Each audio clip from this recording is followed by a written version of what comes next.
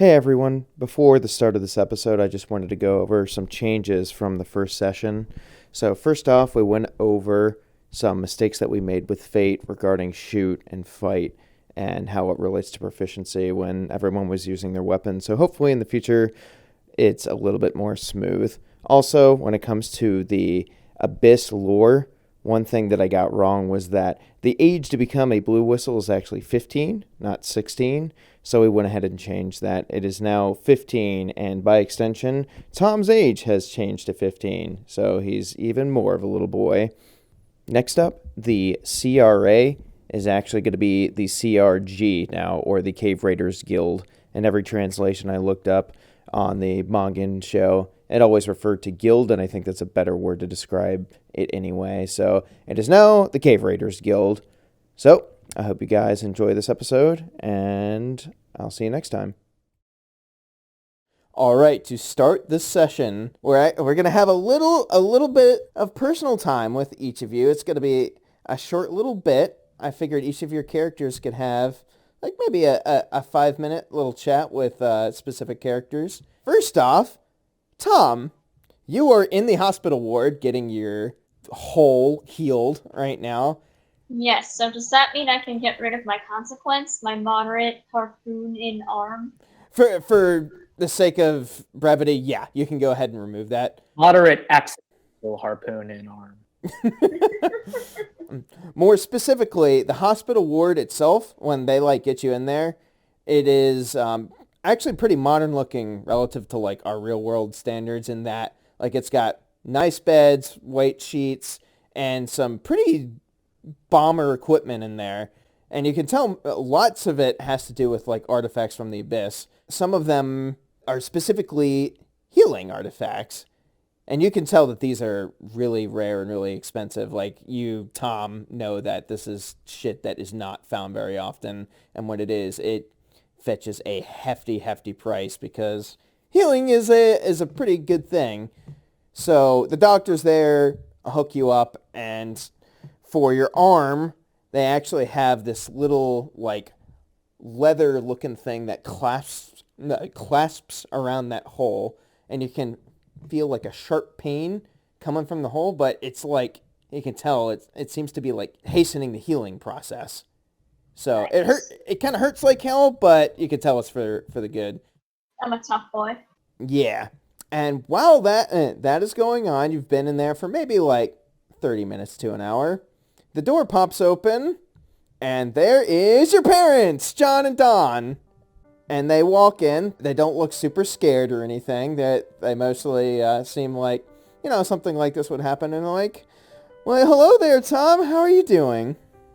Hello, Mother. Hello, Father. You missed an opportunity for an I'm okay, Dad. Just want to let you know. I'm okay, Dad. I already noticed my parents. Well, son, it looks like you got yourself hurt a little bit over there. Are you feeling okay? Oh, I feel fine now. I can't believe it happened on my very first trip.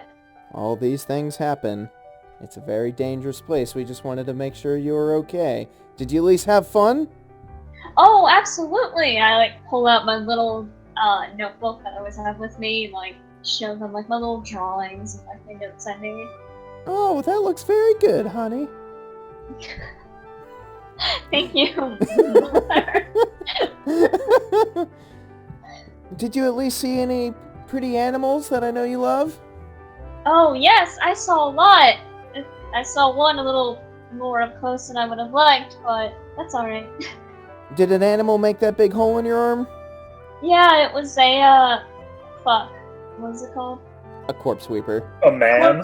Corpse Yeah. sweep, that's it. It was a Gil Hawthorne. I'm just gonna leave that out. Yeah, a corpse weaver just plucked me right off the ground and went way up into the air, but my people I was with, my group, they saved me.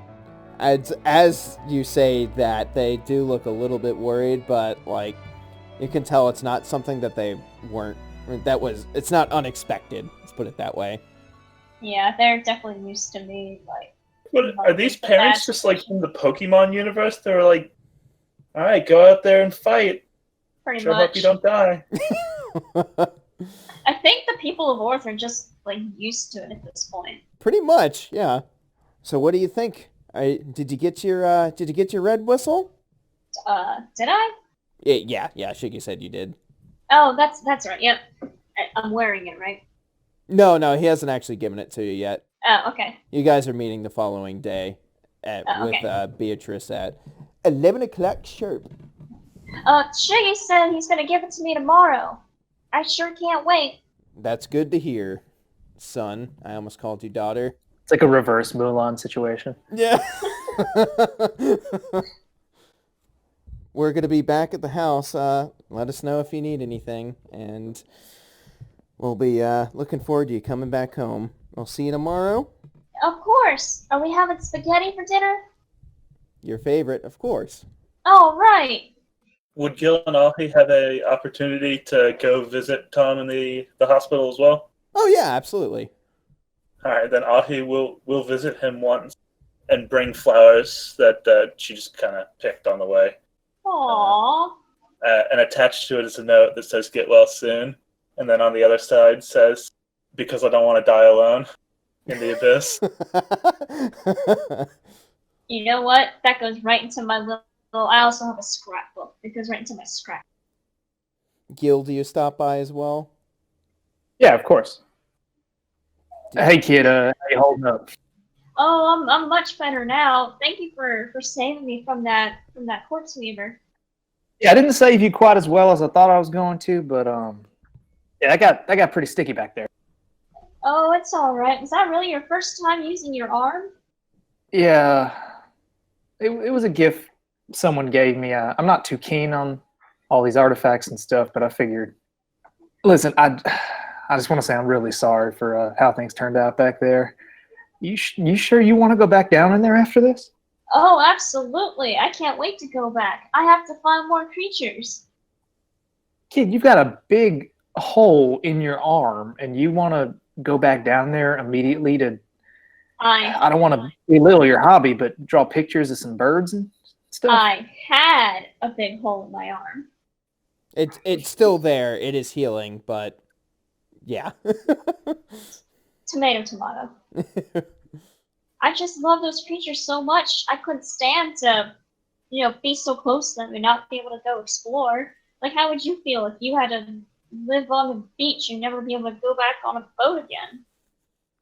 I guess I can understand that a little bit, but a boat's never put a gigantic hole in my arm. I mean, it did cost me my hand one time, but I'd say that's worse than a hole in the arm, but let's not deliberate. it was only my second favorite hand. It's all right. Oh, well, that's not so bad. Wait, isn't that your dominant hand? Yeah, don't worry about it. Just because it's his dominant hand doesn't make it his favorite hand. I feel like it does.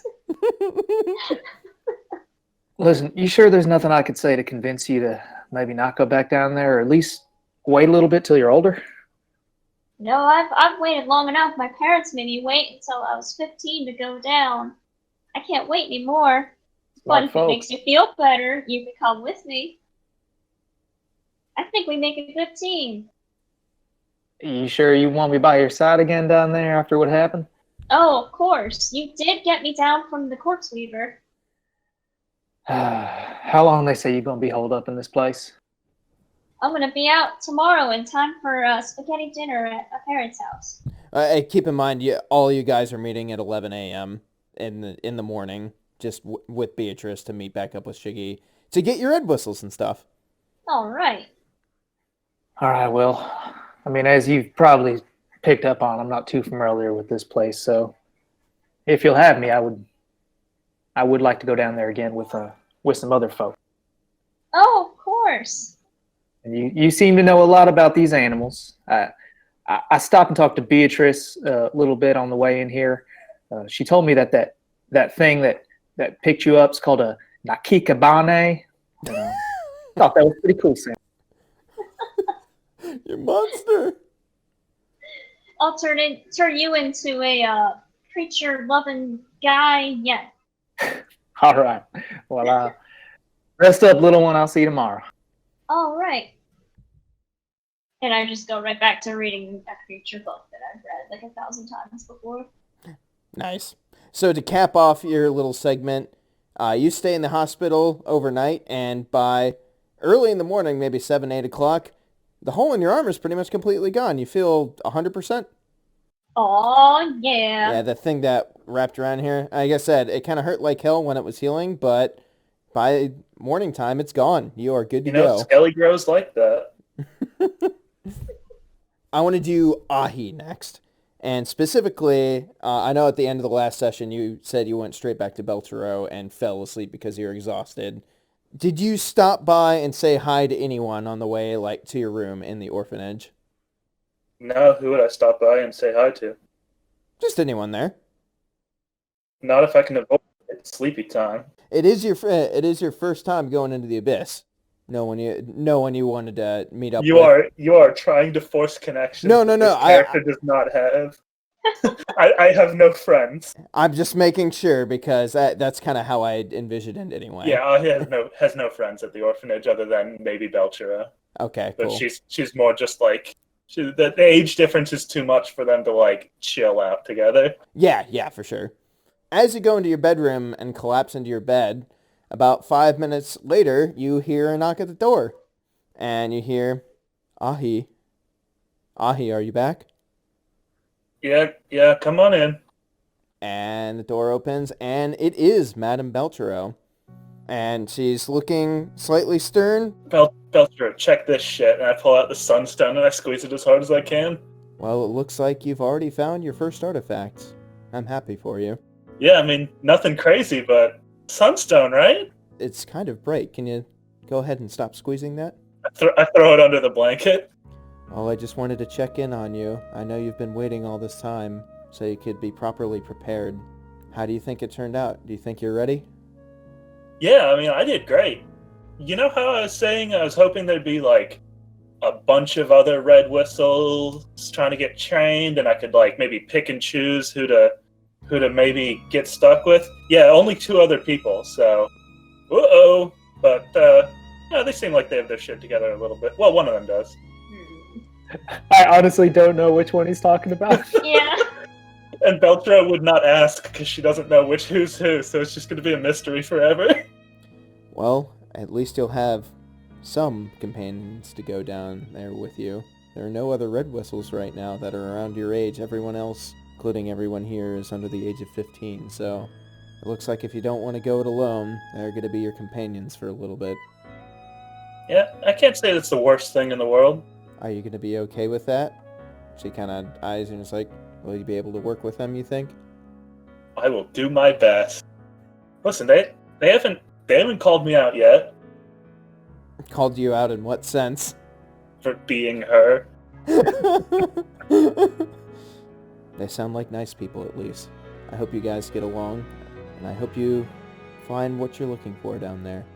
I'm going to go back to my office and let you get some rest. I'm glad you're back. And she walks out. You know, Belchero? Yes? Me too. And then I go to sleep. Nice. Is there anything else you want to do before the morning, before you go back? Yes, I'd like to visit the hospital. And then just rewind and play that whole scene again. Oh, okay, sounds good. Cool. All right, moving on to Gil. Is there anything that you want to do in the headquarters before going to bed? Not really. I think Gil just pretty much wants to get some rest and kind of process everything that happened. I mean, he did go by and speak to Beatrice shortly because she seems to be the only one like around his age in the entire building. Then he went and saw him in the hospital and then asked someone to show him to wherever the dormitories were. Right. I guess I should say, like, this facility definitely isn't, like, devoid of people. Even at the cafeteria, there are, like, people of all ages everywhere. But she's the only person that you talked to directly around your age. And I guess Becky as well, the lunch lady. I will say, Beatrice very much likes her company. She's used to all these normal cave raiders, you know, getting out and going around and being super plucky and stuff. She's happy to have someone maybe a little bit more grounded to talk to for a bit. Hell yeah. New friend. Yeah. Level up. So, do you just go ahead and go to sleep? Yeah, that was a pretty exhausting day. Okay, cool. 2 days. When you go to sleep, everything seems normal. Nothing odd out of the ordinary. But then, suddenly, you see a vision. It looks to be a giant snow-filled landscape with big mountainous terrain in the background. And you can see a big circular building on the edge of a sea with a giant purple light coming out of it. And all of a sudden, you see your son. You see Finn in front of you. And he is on the ground, on his knees, clutching his head and shaking violently. All of a sudden he stops, and he gets up, and you see his face, and it is absolutely expressionless, and it melts away even more so his face almost looks like it's completely blank. There's nothing there. And then he starts walking towards that building, and then all of a sudden you wake up with a start. You remember everything that you saw, and I'm not going to tell you how that dream specifically made you feel, but you are feeling one thing that pretty much say you've never felt before, and that is a desire to go into the abyss. Something that you never thought that you would ever want. To kind of specify, is this like an actual desire for the abyss itself, or is it like, I want to get down there to find my son? It seems like a desire that might not even necessarily be your own. It's almost like the abyss is calling to you, and not necessarily for your son. It is just like, oh man, I want to go in there. Got it. Yeah. Gil just kind of like sits up in bed, wipes some sweat off of his brow. He's just like, what the fuck? If you have no more flavor you want to add to that, then we can move on to the 11 o'clock meeting. Are you all good? My scene wasn't spicy enough for you, Nick Potter. It was plenty spicy for me. All right, so 11 o'clock rolls around. Do you all get there on time, I hope? I'm always on time unless I'm running late. Of course. Tom, y'all chipper, ready to go with your now holeless arm? I think usually he would be early, but let's just say he got held up at the hospital, so he just shows up right on time. Sounds good. When you guys get there, you all get there pretty much around the same time. You see each other in the lobby.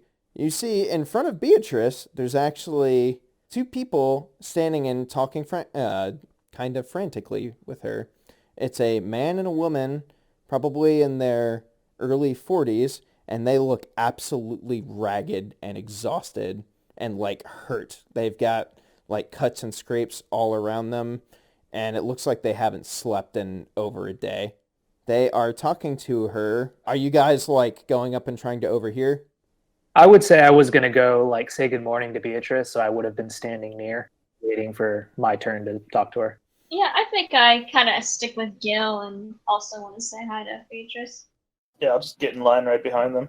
They are both purple whistles, and they are talking to her about how they were just at the edge of the second layer yesterday when their daughter, who had just recently become a blue whistle, they were taking their first trip down there, she got snatched up by a corpse sweeper.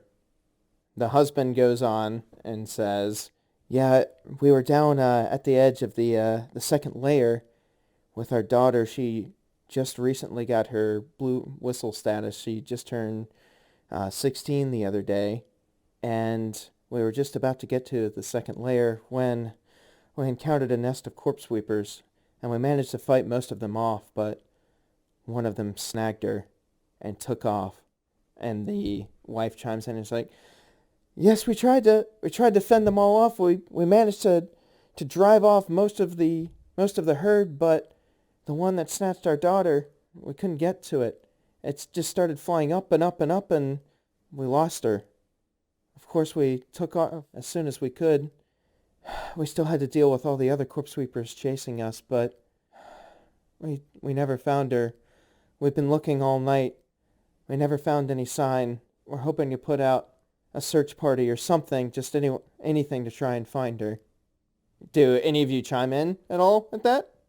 Oh yeah, we ran into that corpse sweeper just yesterday. They fucking stare daggers at you. Well, and killed it. Damn. Chill. Staring daggers was kind of that they like. No, I know. It's Yeah, just, look that's the way hopeful. I choose to interpret it. Wait, Ali, how do you know it was the same one that done Well, snatched because up he their was screaming like a little girl.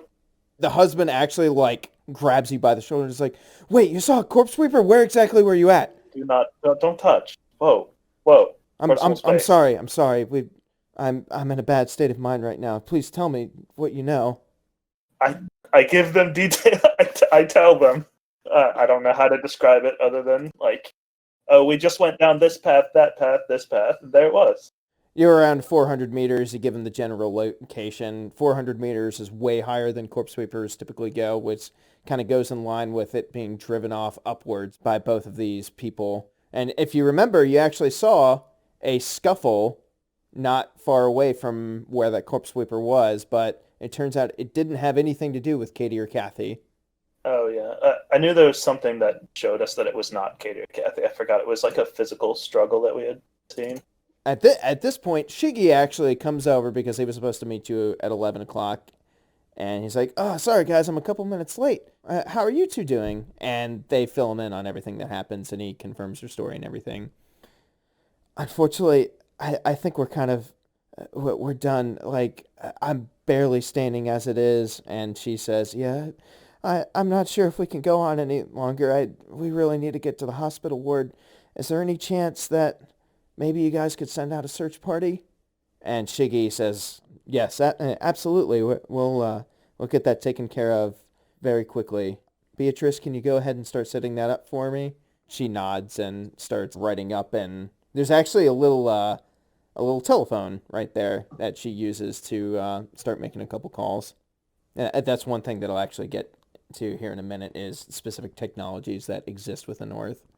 Gil's gonna kind of try to get their attention. Oh yeah, I didn't catch y'all's names. What were that? Who are you again?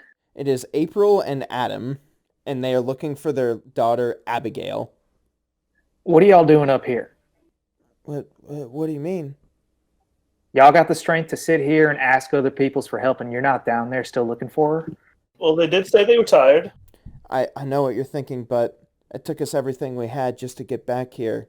And the best thing we can do right now is tell some more experienced people to help try and find her. You know, we can only do so much. I know we're purple whistles, but I'm sure there's more capable people than us here.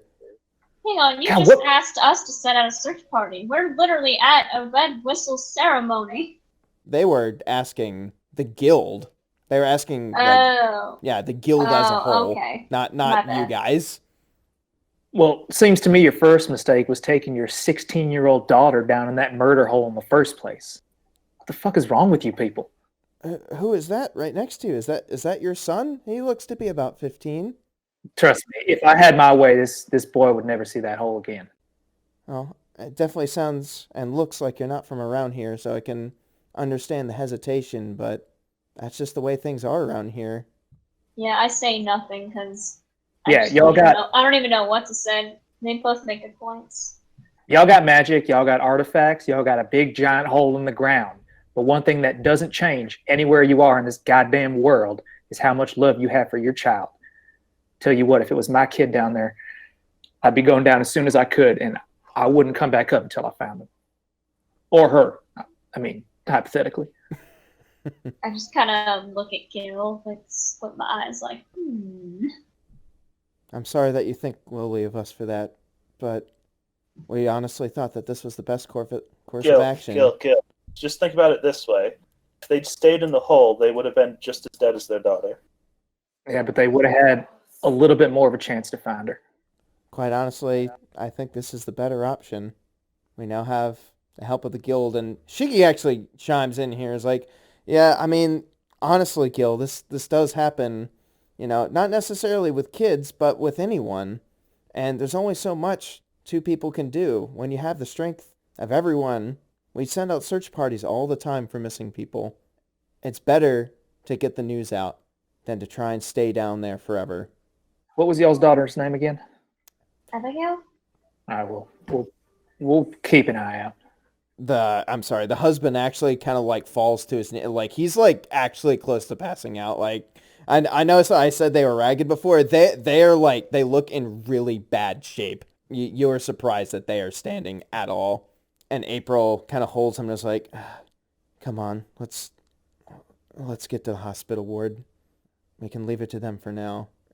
You can tell they're both like pretty pissed off by this. They're like disappointed in themselves. They're not happy about it, but that's their situation. Wait, they're not happy about their daughter going missing and probably dying? Well, I meant to say they are not happy that they have come back. Oh, gotcha. So they agree with Gil's point, but there's not much they can do at this point. Yeah, Gil sympathizes. I think part of Gil's anger in this moment is also at himself for ever letting his son go down there in the first place. Yeah, that's fair. You can see Beatrice like getting this shit taken care of. Like she is taking care of this, and Shiggy's like, well, I'm sorry that kind of put a little bit of a damper on this whole situation, but... And he reaches inside of his pocket and pulls out 3 shiny new red whistles. Hey. If you guys want to follow me down the hall real quick to the same classroom as yesterday, I'll fill you in on everything you need to know. And he walks down the hall to the classroom. You guys sit in the same spots that you did before, with Gil awkwardly sitting behind Tom. I sit in the same spot. Yeah, sit in the same spot. Yeah, why not? Gil, get on up here on front. We're a team now or something. Fine. And he'll go up and sit next to Tom instead of behind him.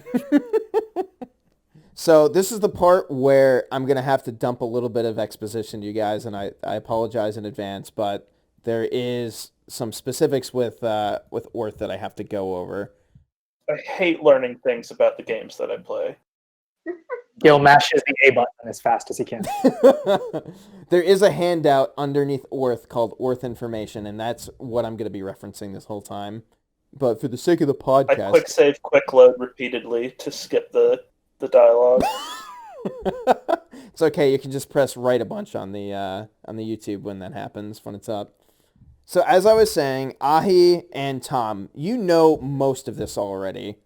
Mm-hmm. Gil, you probably... would only know the first paragraph, but this is going to be getting a little, we're backing up. This is very out of character, but just for everyone's sake, I'm not going to act this out as Shiggy because, like, fuck it, whatever. You'll know much. You want to just read it out then? Yeah. So, first off, CRG, it's a really loose body, like governmental body. It's not really even a governmental body. It isn't seen as a nation by other countries, but it isn't really interfered by them. So the best analogy I can think of is like Antarctica. There's people living in Antarctica, people from other countries, not really native people. People don't really grow up there, but imagine if in Antarctica there's a big giant hole full of magical artifacts and everyone wants to go there and live there. No nation owns it, and it's not really a nation in and of itself. It just kind of exists, and other nations treat it as such. No one really tries to claim ownership or fucking militarizes it or anything like that. People have a certain respect for it. The guild itself doesn't have any official leaders. It is a system that was formed by Delvers for Delvers. It is a collaboration of all of these whistles that come together and make decisions together. White whistles typically are turned to for really tough decisions, but sometimes white whistles are just not there. They're usually in the abyss doing fucking abyss things. So there's typically a few black whistles that try and help run things. It's all done on a volunteer basis, though. Every week there is a meeting where any whistles can come. Doesn't matter. They could be red or black or white, any age. They come in. And you can just discuss anything that you want, whether that be like problems with things that are going on in the town or like findings that you've had. And as I said, they're led by volunteers. Resentment for the CRG is not common, especially for people who have lived and grown up in the city. The only rules that they really have are there for accountability reasons. There's no police or anything like that. No one's going to come and get you if you break the rules. But what will happen is you get on people's shit list.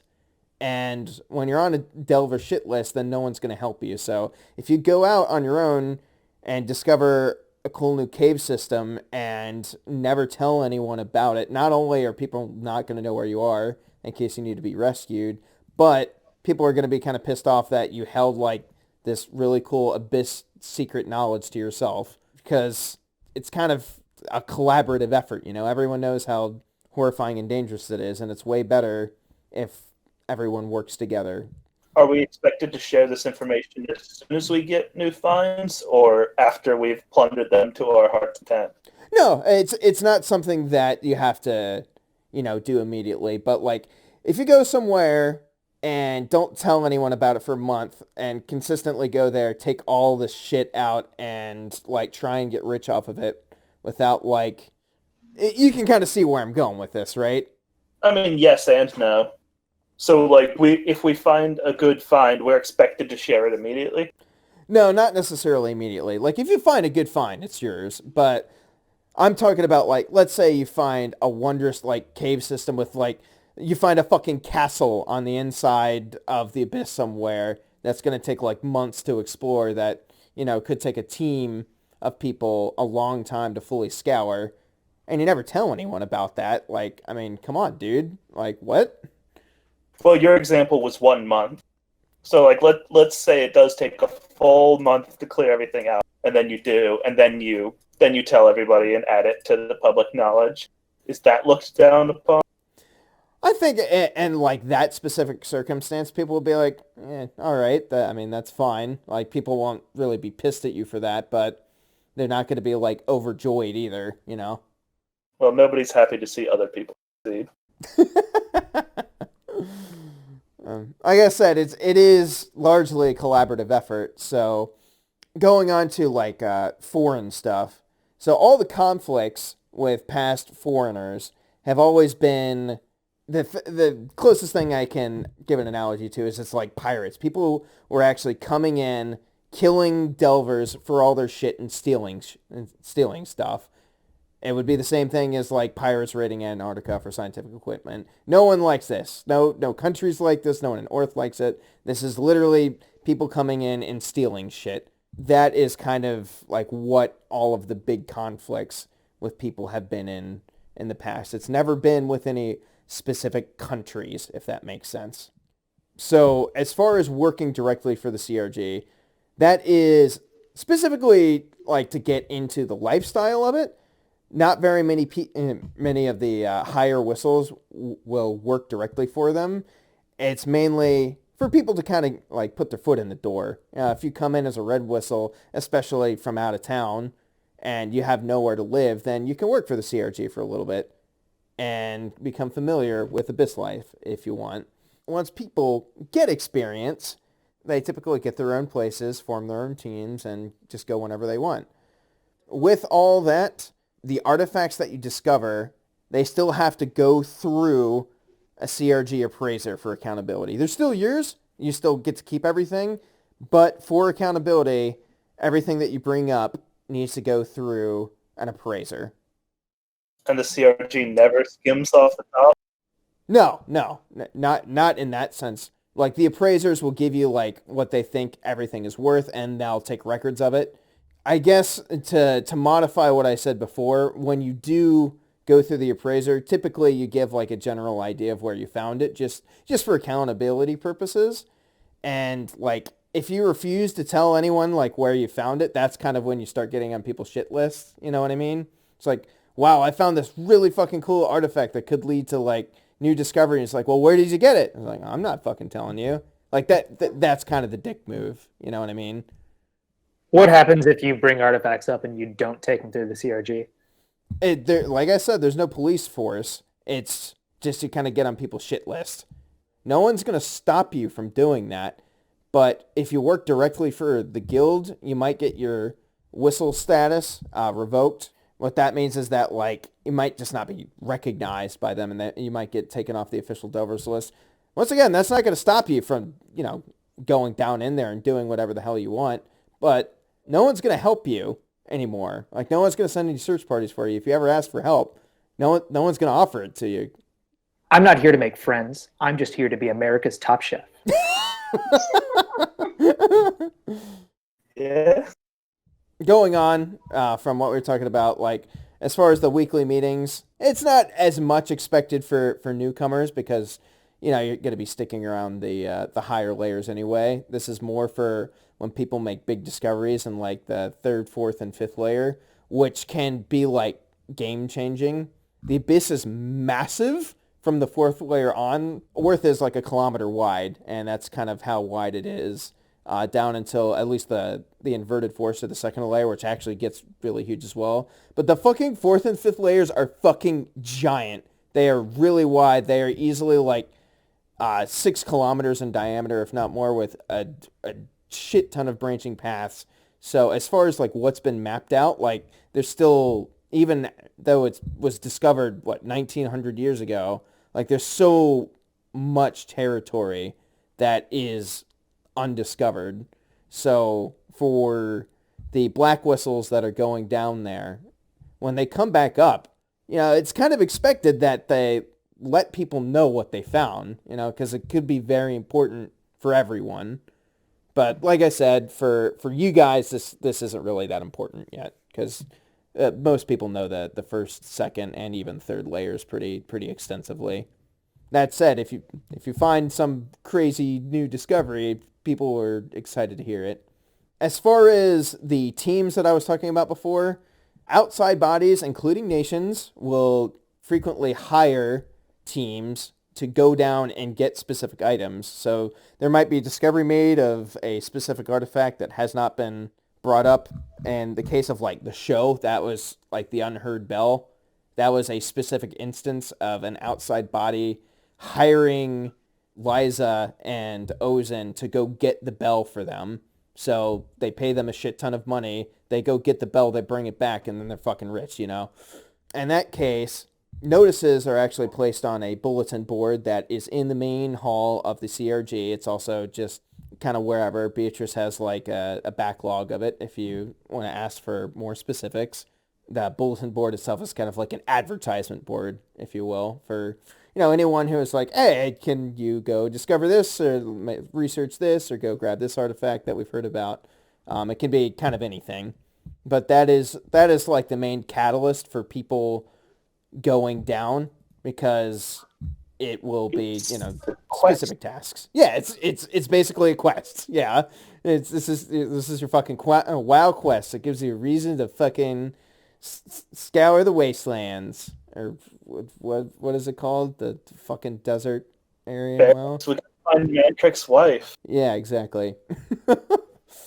Even though Worth is a small town, only a small percentage of people are actually registered as cave raiders. Most of the people that live in Orth just support this life. So, there's all sorts of shop owners and people who provide food. There's schools, and it's not not everyone is cave raiding. A very small percentage of people are actually raiders. And the people that are raiding are typically respected by the population, especially purple whistle status or higher. By the time you get to black whistles, especially if you've been one for a bit, most people will typically know who you are. Black whistles are known kind of around town. They might not necessarily like not everyone knows like all your exploits and stuff, but they'll probably be like, oh, hey, it's that person. And obviously white whistles, everyone fucking knows who they are. They're legendary and everyone knows as much as they can about them. The building that you have been going to is just the guild headquarters. The guild is kind of spread throughout the city, so they have like little offices throughout the city if you want to, like with like all the bulletin boards there and stuff like that, and they've got appraisers at each one. The headquarters is just kind of like, the home base of everything. As far as where everything is in the city, this isn't, super important, but the HQ is in the North District, Beltero is in the West, and the slums that I haven't even talked about here in this D&D stuff, but in the show you've seen it. That's in the South District, in case you ever want to go there for whatever reason. Maybe you want to find some artifacts on the cheap or go into more dangerous territory. So, as far as like schooling and the whole kid thing, There are plenty of schools around the city, but most of them are for basic academics, and they will have extra classes when it comes to actual cave raiding stuff. Those classes are very exclusive, so you have to be fucking good at what you're doing to be able to like participate in those courses. Even at Beltero Orphanage, not everyone was a cave raider there. Most of the classes there were just normal academic classes. The cave raiding stuff was very specialized. Not everyone got to go through it. So the best analogy I can think of off the top of my head was fucking Hero Academia. Like, you've got your hero course versus the normal studies courses in the background. Most of the kids want to be in the fucking hero course because they're cool, they're heroes, they get to go on adventures and fucking kick ass. But most people aren't actually good enough to be heroes. Or, in this case, delvers. At the same time, once you turn the age of 15, you can take this class, and if you're good enough, then you'll get your red whistle. As far as technology, and these are the most important ones I could think off the top of my head, there is electricity, obviously, it's in the show. There's lighting, like light bulbs and stuff, but it's just basic incandescence. There's no, like, straight up, like, fucking LED flashlights and shit like that. There are phones, but they are primitive landline. They're like the circle dial ones, so people can communicate around the city. There are radios, but they do not work well at all in the Abyss. The transmissions only go like a couple hundred meters, if that. The force field of the Abyss pretty much stops all radio transmission. There are also primitive cameras, but these are like the large style from like the fucking early 1900s where like you can take a picture, but you're not going to be able to see it. You have to go back and get it developed. At most, like with a proper camera, you could, on a cave raid, you could probably only take like enough for a few pictures. You're not going to be fucking snapping 100 pics. There are planes that go to and from Earth. They're about like World War II level, so no jets. It's just like propellers and propeller planes that land, but most travel to and from Earth is by ship. And lastly, there are guns in this world, but they are kind of at the level of westerns. So revolvers do exist and like lever action guns do exist, but when it comes to life here, people don't typically take them into the Abyss at all. It's actually very rare to do that because, one, it's really heavy to take shit like this, and for most of the creatures past the first layer, guns they're just not strong enough to do anything. Even like a proper rifle is not gonna really do anything for you. They do have like big shotgun-esque things like they had in the Old West, but taking something that big and heavy down is just not really an option. It's just kind of a dumb thing to do, to lug around a giant gun for a few shots that might help you out in the end. As far as in the city, people do have them, but once again, they're rare because it's kind of like they'll still kill people, and people aren't super into that, right? So they're more common in like the slums, but in the like North and West District, they're really not all that common. Yep, that's pretty much everything about Orth. Do you guys have any questions about that? I know that was a lot, so... Oh, sounds good to me. Did I miss anything? What's that? I said I'm back. Did I miss anything? Ah, fuck! So, as far as what you guys know, Tom, Ahi, you know pretty much everything on here, and you know it to be true. Like, you've lived here, you know all these things are factual, and Shigi is going through these things because it's part of the class. Like, a lot of people that come through here are foreigners, so he does go through all this. You guys know it to be true. Gil, you can take it with a grain of... At some point... What's that? When he's going over, like... at some point when he's going over, like, the really remedial stuff that me and Tom know, I look over at Tom and I do, like, the jerk-off motion with my hand. I uncomfortably, like, laugh, like, ah. Gil is taking notes. And Gil, you can take this with a grain of salt. You don't have to believe any of this. That's up for him to decide. He's got no reason to distrust Shiggy. All right, so are you guys good about all this fucking giant dump of information? Well, we have this handy-dandy Roll20 handout to reference. Let me know if you guys ever have any questions on it. I guess we can go ahead and move on. After he explains all that to you, he hands out the red whistles, and with each one, there's a little documentation form where you just sign up and say that, yes, indeed, I am a red whistle, and I am an official member of the guild now. Oh yeah. Do you immediately put on your whistles? I do. The second it's in my greedy little hands, I put it on. Yeah, as soon as Tom puts his on, Gil will put his on too. All right, well, you guys are official members now. Let's go ahead and walk out to the front bulletin board so we can go over a couple things, just so you can kind of see the basic format of stuff. Afterwards, if you like, I can show you around some of the main shops, and I'll also stop by the appraiser so you guys can meet him. His name is Hogard. He's a good guy. Really, I heard his name was Howard. Hogarth Hughes. Who told you that? Probably some fucking idiot who has no idea how to come up with cool names. Hey, it was Shit. Beatrice, and I appreciate it if you did not speak ill of that wonderful lady. That's fire. Okay, so he takes you guys up to the bulletin board, and it is now being shown to you. So right now, in that time, you can already see the last entry there. Lost daughter! Beatrice has already taken care of that. She's working in the background to try and find anyone available to actually take this, but in the meantime, she's put it up on the bulletin board for anyone to help out and try and find if anyone wants to actually contribute to it. And you can see April and Adam have actually put up a reward for her for various levels of deadness of their daughter.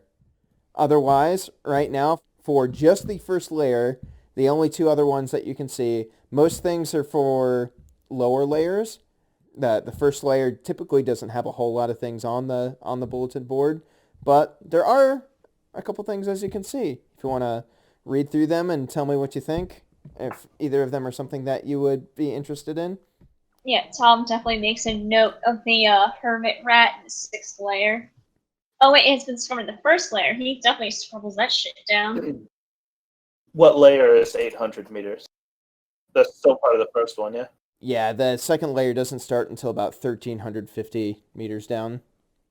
Hermit Rat gives us a free camera. But they lend it to you. You don't get to keep it. Cool. So that is going to be up there for reference whenever you guys want. He next takes you over to Hogard, who is a little bit further down the hallway from the opposite side of where the classrooms are. It's actually like one of the first areas you come across from the main entrance. You can tell like this is set up so when people first come in here, they can go straight there and drop all their shit off. And the first thing you see is a big giant countertop. And in the background, you've got like shelves and shelves of all sorts of fucking crazy artifacts. And I imagine, Ahi, your eyes light up. It's like more artifacts than you've ever seen in your entire life. And it's just... Absolutely. Yeah, it's a smorgasbord of cool shit. Well, is this off limits to non-cave raiders? Can like just regular people come in and buy these? So this isn't a shop. This is the appraisal office. But all the things in the appraisal office, where do they go after? That they're not for sale to regular people, or they don't buy. The appraiser doesn't offer to buy these things, or...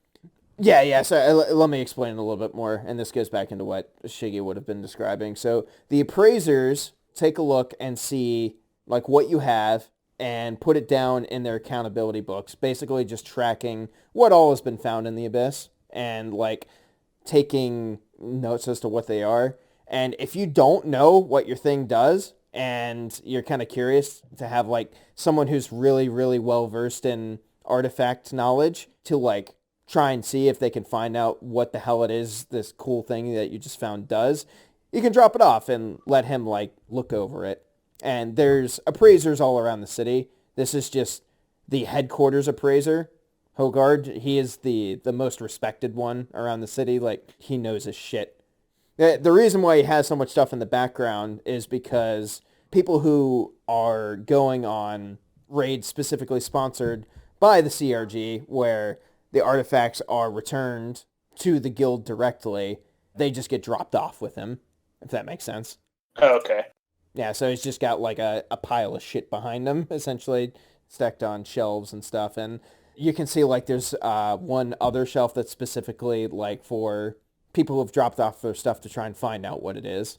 In addition to all this cool shit, you managed to tear your eyes away from it, Ahi, and see a very, very, very old-looking man that has giant glasses and a luscious white beard that goes all the way down to his waist. And you can see he is working at one of the desks, tinkering around with a few artifacts. And as soon as you walk in, a little pop goes off as he's working with this thing, and it like blows him backwards a little bit. He's like, "Oh boy, oh that was a close one. I gotta be careful with some of these. Oh, why, hello there. How are you all doing today?" And Shiggy says, "Hey there, Hogard. It's good to see you. This is our new batch of red whistles that we got in." "Oh, why, hello there, you three. I'm so sorry. I love it so much. Did you guys find anything good in your adventure yesterday?" Oh, hell yeah, brother. Do you show him what you found? I know what it is, and I know that he knows what it is. Okay, fair enough. Tom, do you show him? I just tell him what we found. We found some glowing rocks and shit, what's it called? Depth meter? Yeah, he's like writing the shit down in the accountability log.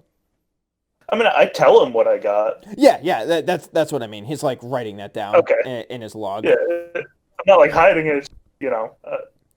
I know what it is. He knows what it is. It's not that exciting. Yeah, like, oh. He's very excited to have it. Hey, just to reiterate, so Ahi had the Sunstone, Tom had the depth meter, and then Gil just had like some unspecified thing worth money. Yes, exactly. And I imagine that you would probably show that to Hogard, right? Yeah, of course. You also had other various things that you had found in addition to all the glowstones. You probably found like maybe 10 gold worth of other random crap that you brought up with you, but this is the 100 gold thing is definitely like one thing that you brought up, and it's like, "Oh boy, this looks like some sort of ritualistic artifact. I'm not sure if it actually does anything specific, but these things can fetch a pretty penny with foreign people who really like artwork." I mean, and he takes it and he's just like combing it over for details. Like, yes, this is intricate work. But yes, my boy, this will be 100 gold for you easily at one of the shops. And he hands it back to you. All right, thanks, Hogard. Well, it's good to meet all of you. I hope to see some cool artifacts that you bring up. I wish you the best of luck. You bet your ass, old man. Thank you, sir. Shiggy leads you next to the main shop within the headquarters, which is a little bit past where the appraisal desk is. It actually isn't super huge. You would imagine that... You're not super huge. Ah, fuck! I got. Got. I'd say it's about the size of like a large corner store, if that makes sense. But it's not like a fucking Walmart or anything. It's like a 7-Eleven. Yeah, kind of. And there's like a few shelves with just various things on top. And it's like just a smorgasbord of stuff. But in the front at the counter, there is a man there. And he greets you guys and comes up with a character voice. And is like, "Well, hello, you three. How are you today?" Another win. "Oh, can I get you three anything today?" What are you selling? "Oh, well, take a look around the store. The prices are on everything. And, yeah, go have fun." So it's like a normal store. Yeah. Oh, yeah, it's just a normal store. "I'll buy back any artifacts that you guys have that have been appraised by Hogard over there." He gives you a little sticker, which he totally did that I forgot to mention, worth how much gold he thinks it is. And I'll buy it off of you straight up for that amount. But, I'm open to haggling if you so desire. Hee, and he rubs his hands together. I see my. Another fine trade. So what was his name again? I actually didn't say it, but his name is Odie. Odie. Hey, what's your name, Fred? I got something I'm trying to sell. Oh, well, good to meet you. My name is Odie, and you, sir? Name's Gil. Nice to meet you. What do you got for me, Gil? I got this, I don't know, it's an artifact we found down there. It looks like it could be ancient Mesopotamian or something. It's got like this long cylindrical part and these two spherical objects along the base of it. I don't know what it could have been used for, but we got to praise it at 100 gold. Oh, well, that's very good. That's a good find. Honestly, looking at something like this, I think it could be worth more. Maybe if you find something that strikes your eye, then maybe we can come to a deal. Yeah, so you just took Garfield and Deer's Warlock and just changed it to Odie, right? I love it. Garfield and Odie. I did not make that. Am I retarded? A little bit. Yeah. I'm glad somebody fucking caught that. It's even worse. I was thinking, hey, he's kind of like Garfield from the Adventure Zone, but I still didn't make the connection. Not like that bright, huh? Apparently not. Well, in any case, here is a list of items that are worth around 100 gold. Shopping! Oh, Shopping! yeah, me cook. It's so hot. Nick, before I really look at this, should we establish how much money I have? Like, can we just say my parents, like, dropped by a little bit of chump change when they came to visit me? Right. So I think this kind of goes in with the access skill, and it can go in a number of ways. It might not even necessarily be just gold. It might just be that, you're the well-known son of these two awesome teachers, and people will be like, oh, Tom, I know you. You're the son of John and Dawn, right? I actually used to be taught by them. Okay, alright, cool. No, this is actually happening now. No, that's the way you respond. Oh, okay, cool. I thought it was like a hypothetical. Oh, okay. It was at first, but now it's real. So I would kind of know him, right? Like anyone could just walk in the store, right? Yeah, maybe you probably could have come here with your parents at some point in the past. Oh yeah, I'm sure I have. Anything to do with this, so. Hi, Odie. It's good to see you again. Oh, it's always good to see you too, Tom. How are your parents doing? Oh, good as always. We're having spaghetti for dinner tonight. Oh, that's good to hear. I heard you got a big hole in your arm. How exactly did that happen? I kind of like hold up my arm and show. Oh, just that being in the abyss. Yeah, that's the way things go. I'm glad we got you healed all up good. So, take a look around, tell me what you like, and maybe I can cut you a deal. And he like leans in when he says that to you, so that I give him like a really big wink. Yeah. Sounds good, Odie. All right, I definitely know what items I would like, but do you guys have your eyes on anything? I'm still reading. Go ahead and take what you want. I mean, the immovable greaves would be pretty good for both of us because we both have like ranged grappling tools. It's definitely the one I was looking at. Now, how many pairs of immovable greaves would you say he has in stock? Right now, only one. Oh God! And should we each try to get a hold of one of the communicators as well? I'm not opposed to that. Yeah, I think that'd probably be a good idea. I think it's gonna be one of those things that we like never actually use, but.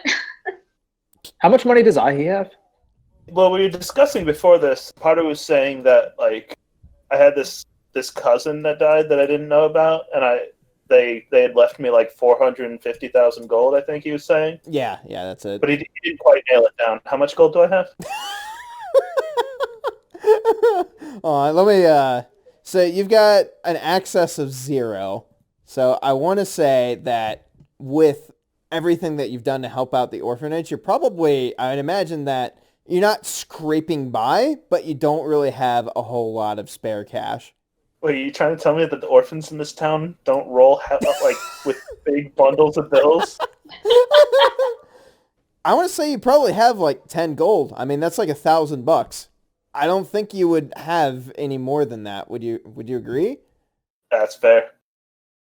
Well, shit. Hey, now, I'm always one to make a deal, if you know what I mean. Maybe if you guys can pull your sources together, maybe some what's that you got there, Tom? Is that a depth sensor? And ooh, do I sense a sunstone on someone around here? Maybe we could make He some trade. smells it out. I mean, he is a dog. Yeah, can I imagine his tongue is like hanging out of his mouth the entire time we're talking to him? Yeah. I have my eye on the intoxicator, and I like the compact pick, but between the two of them, I took the intoxicator. Oh, Tom, are you trying to pull some pranks? I see. That one's really good for it. He actually takes it and opens it up real quick, and it is one of the worst things that you've ever smelled in your. It's like it almost makes you want to like hold your nose immediately. It's like it puts you down for a second. It's very, very distracting. But then he closes it up, and after a few seconds, it goes away like it didn't even happen. I am visibly disappointed that it didn't literally get me intoxicated. Well, I mean, it was to the point where you were like fucking reeling from it. Probably if not one of the worst things you've ever smelled in your entire life. What do you think getting drunk is like? It's not intoxicating. Oh, I guess technically. Nick Potter's drunk is different from our drunk. Okay, and you fucking throw up all over the floor, Tom. There you go. You just had to push it. Now you threw up all over Odie's floor, and now he hates you, and he's not going to strike a deal with you anymore. Now he hates you. No. What grade of artifact is a sunstone? It's 4, but it's a high 4, so it would be worth around 40 gold. Oh. Yeah, would you guys be trying to get communicators, or do you have those means? Because I'm not going to try to haggle for them if you guys can't even. I think it's reasonable that I have 200 gold on me, and the intoxicator and the communicator under 200. So. You have $20,000 on you?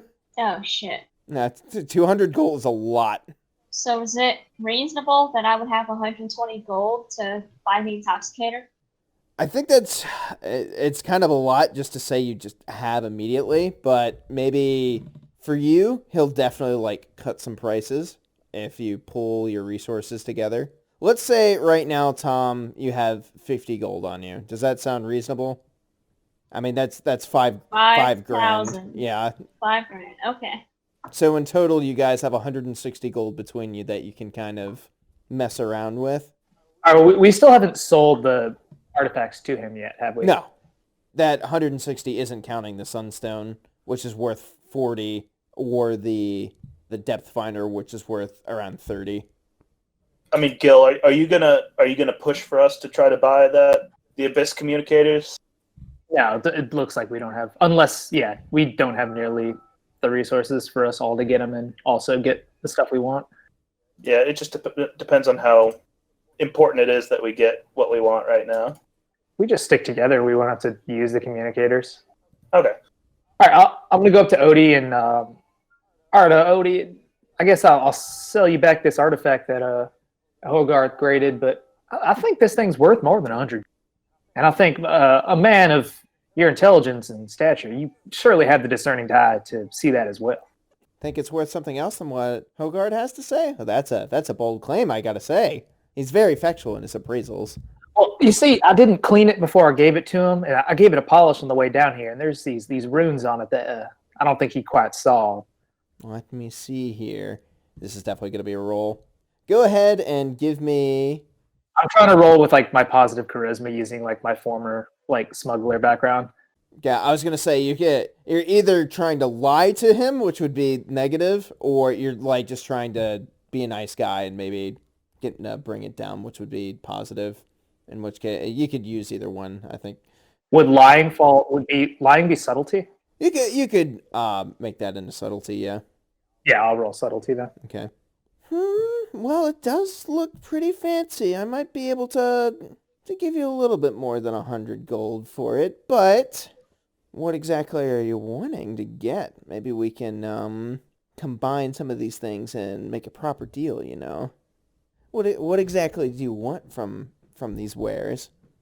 So out of character, I just wanted to sell it to him for a little bit more so I could buy the immovable greaves and still have a little bit of gold left over for like food and stuff because Gil isn't from this place, and I'm assuming Okay, I gotcha.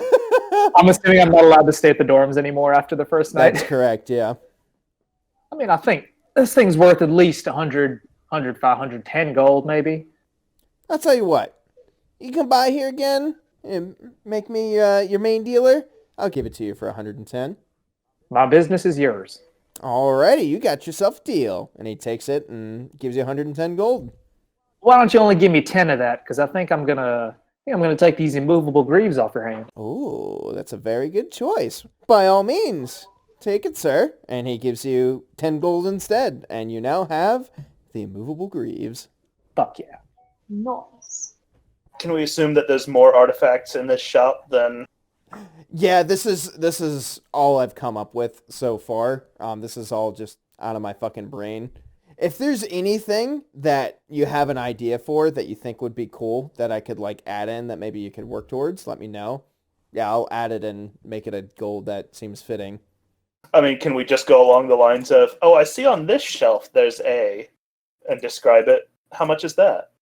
You'll give us a price. If you have something in mind, go for it.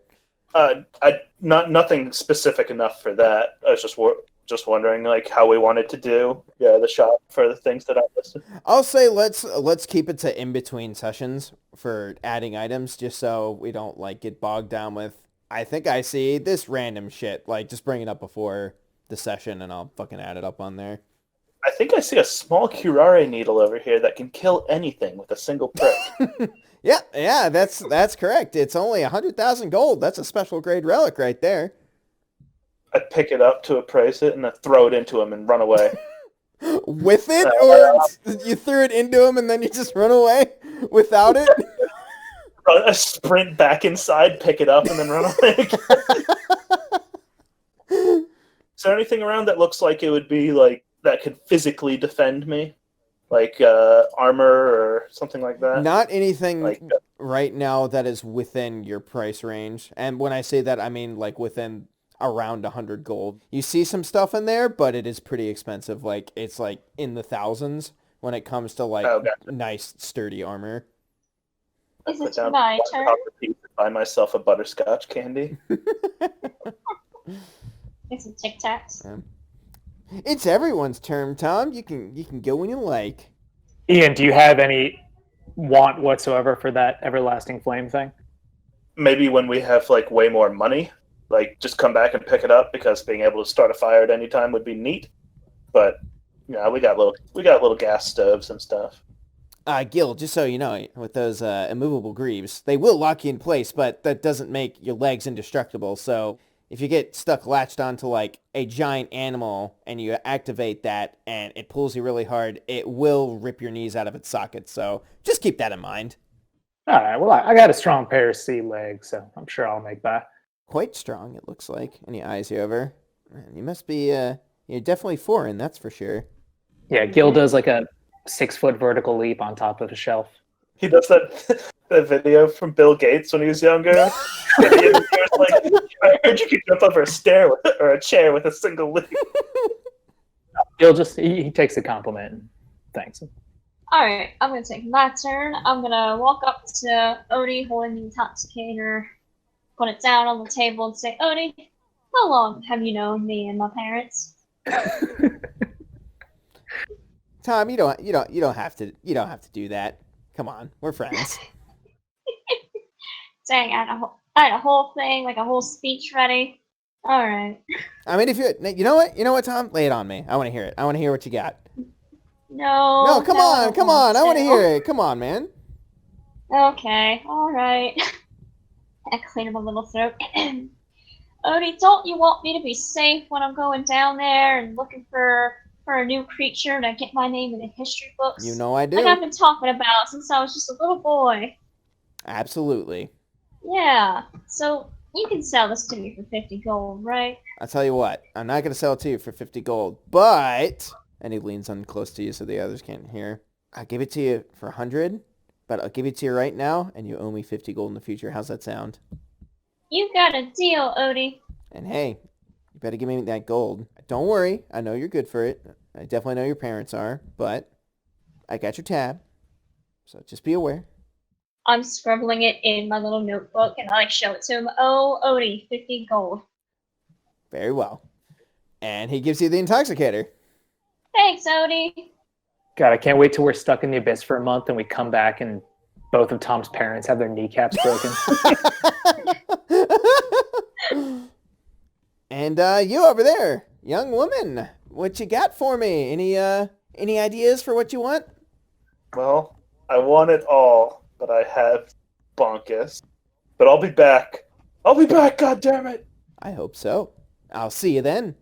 Is there anything else you guys want to look over, or are you good to go? I'm good to go. The immovable greaves and the intoxicator have been acquired. And in your looking over of all the items, you notice that Shiggy's left. And after like 30 seconds, he comes back in. He's like, all right, guys. Well, I talked it over. We don't actually have a whole lot of people to go around right now. I'm going to go on the hunt for Abigail. Not if we find her first. I was going to say, That 100 gold is mine. yeah, if you guys want, you can join me. I'm working for the guild directly, so this is something that I'm kind of duty to do, being an instructor and everything. So the reward that the parents give, you guys can have all of it. I'm not going to take that if you decide to come with me, but this is something that I kind of have to do right now. So if you want to do some of the other stuff, you can, but this is a time-sensitive quest. Would you like to join me? I'm gonna motion to the group to huddle in, so we can talk about which quest we want to take. Huddle in. I huddle right the fuck up. Okay, so Lost Daughter is only worth 100 or 250, but Hermit Rat is worth 50 gold up front and then 300 gold later. So it's definitely worth more. But I'm thinking Lost Daughter is time sensitive, so we might lose out on it. But maybe if we wait, somebody else will do Hermit Rat. What do you guys think? Oh, I do really like that hermit rat, but I think a little girl's life is a little more important. Yeah, if we find that little girl and bring her back alive, that's 500 gold right there. If we find her alive. Yes, that would be 500 gold. But realistically, it'll be like 250 or maybe even 100. But I'm hoping for the 250. Listen, the cave's not going anywhere, but like Shiggy said, this is time sensitive to find this little girl. Yeah. You're right. All right, well, if you guys want to come, I'm about to leave right now. I'm just going to go get my stuff. Tom, I'm sorry, that probably means that you're going to have to skip out on that spaghetti dinner. Maybe it'll be extra special sweet when you get back. Is there any way for me to, like, send a message to my parents? Like, have Odie call them so they're not just like, where's Tom? Oh, no, you can tell Beatrice. She'll take care of it for you. Oh, okay, yeah. Although I am sad, I've missed my spaghetti. All right, if you're all in agreement, quest Lost Daughter has been chosen, worth 500 XP. Although I'm also going to be looking for that hermit rat, like, as we descend. They're, like, nowhere near each other, but go for it. I would like to ask. It's in the first layer. The first layer is fucking massive. Well, I'm still going to look. Yeah, no, that's fair. Does all who know what a hermit rat is? Yeah, so it's something that is actually in Liza's notes that were taken up 10 years ago, and it's something that she discovered in the 6th layer. Apparently, there is something very close to the description that she had described from down there in the 1st layer that hasn't really been seen before. Those are those cute little white and red things that I like, right? They are. Yes. My eyes are fucking peeled. I'm not even looking where I'm walking. I'm just looking for hermit rats. I don't even care about this little girl anymore. I want my fucking hermit rat. The party's already been torn apart. All right, so what are we doing then? Finding that little grill. All right. Hey, Shiggy, just so you know, this doesn't mean we're officially joining the CRG, right? We can kind of take this one on as independent contractors. Oh, yeah, absolutely. You can do whatever you like as far as that's concerned. As you can tell, and he points out to the other bulletin board, there's ones that are put up by the CRG directly, so their rules kind of apply there, but I said, like, if you just want to live at your own place and not go on regularly scheduled cave raids, you're free to do that. The only reason it really exists is for people who don't really have a place to live yet and don't know anything about the abyss and want to go with people who are a little bit more experienced and not be all on their own. I mean, I'm not sure if you do have a place to live yet, Gil. I'm sure we can figure that out when we get back. Oh, he's Yeah. 100% coming home with me. Mom, Dad, can we keep him? Look at this old man I found. I love him. He shot me in the arm. All right, Shiggy, on your lead then. All right, let's go. And that's going to be it for today. What? On the next time of Dragon Ball Z, you guys go find a small child. Oh, Maybe. right. Maybe the corpse of one. Yes.